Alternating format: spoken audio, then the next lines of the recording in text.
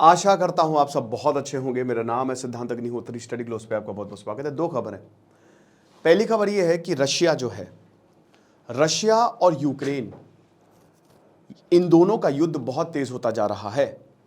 प्रधानमंत्री मोदी जी पहले रशिया गए, फिर यूक्रेन गए। मुझे लगता है दोनों, मोदी जी को पता था क्या कि दोनों एक दूसरे पर भयानक हमला करने वाले हैं। लेकिन सबसे बड़ी बात, रशिया अपनी न्यूक्लियर पॉलिसी बदलने वाला है। ये डेंजरस है। एक मिनट दोस्तों बस आपका लूंगा। बताना चाहता हूं कि परसों आखिरी दिन है, परसों लास्ट डेट है। 6 सितंबर से क्लास शुरू होगी और अब आप ये समझिए कि हम इस बैच को क्लोज करने वाले हैं। सिर्फ 500 रुपये का ये कोर्स है।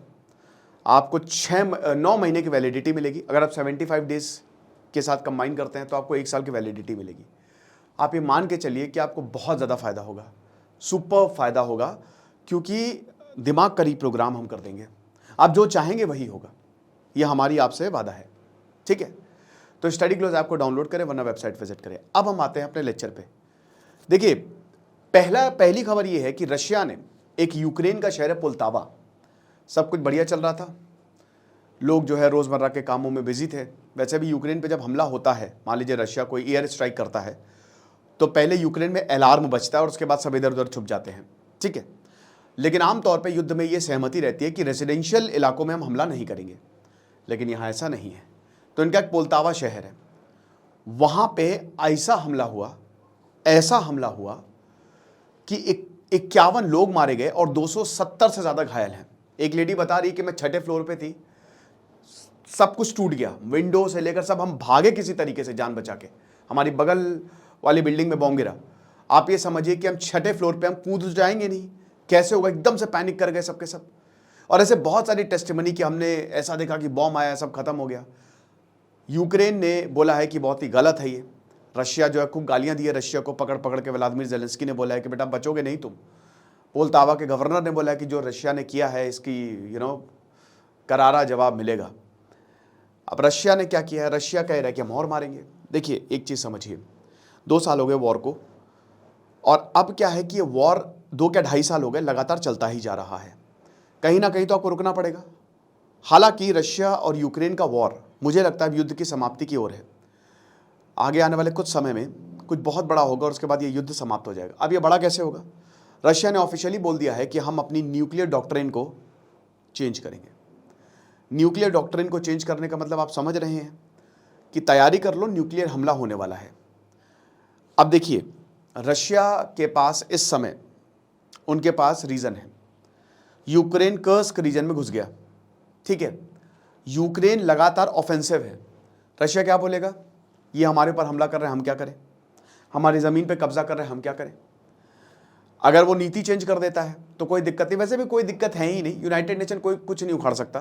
ठीक है, उखाड़ लो जो उखाड़ना है, कुछ नहीं हो सकता। यूनाइटेड नेशन में आपको पता ही है कि बस आते हैं रेजोल्यूशन और पढ़े ही रहते हैं वो, है ना।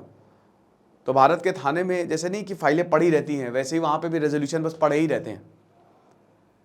तो रशिया ये कर रहा है भाई साहब। तो अब यूक्रेन जो है, रशिया और यूक्रेन की बात करें तो रशिया कह रहा है कि देखिए हम अपनी न्यूक्लियर डॉक्ट्रिन बदलने हैं क्योंकि हमको ज़रूरत है। अभी उनकी नो फर्स्ट यूज़ है। ठीक है, नो फर्स्ट यूज़ और फर्स्ट यूज़ का मिक्स है। चाइना और भारत को छोड़ के कोई भी नो फर्स्ट यूज़ के उसमें सहमत नहीं है। ठीक है ना। रशिया कहता है कि ज़रूरत पड़ेगी तो हमला कर देंगे, लेकिन ऐसे हमला हम नहीं ही करेंगे।